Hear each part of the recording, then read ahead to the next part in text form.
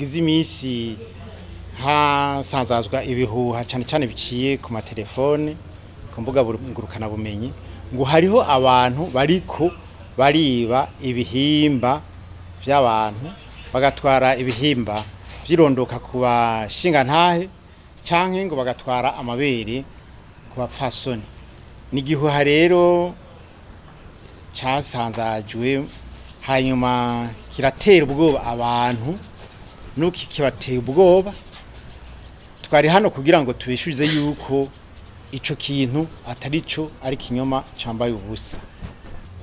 Harafashwe abantu bashika 30 muri nkabo dufate bavuga yuko ngo bibwe ibyo bihimba. Hanyuma muri abo twafashe kandi hariho 6 bari ko rafata amasanamu bavuga yuko ngo bari ko bafata amasanamu y'abantu bibwe ibyo bihimba. Hanyuma twafashe n'ubundi muntu umwe avuga yuko ngo adandaza ibikwashu kuko bavuga ngo kugira ngo wikingire uwambara ibikwashu. Hafashwe rero n'abandi bantu babiri mu gihe muri quartier runaka mu gisagara kanaka muri buriyaci kanaka habaye umugumuko. Inyamiramabi n'umwanya wazo kugira ngo zihaseruke zitabare.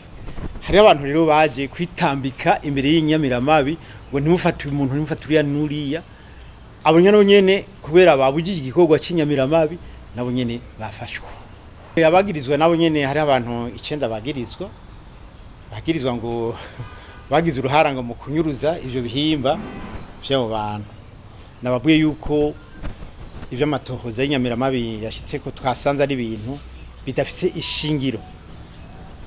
Nagira mvuge rero yuko twahanura bene gihugu ko umuntu azofatwa ari karavuga ivyo bintu bijanye no kwiba cyangwa kunyuruza ibihimba by'umubiri wa muntu muri ubwo buryo azofatwa nk'inkozi y'ikibi. Inyamiramabi ntizomwihanganira gatoyi. Cyo kimwe n'abajya abantu tuzosanga umuntu yambaye ibikwashu ngo ari karikingira nawe nyene aja muri umugwi w'inkozi z'ikibi.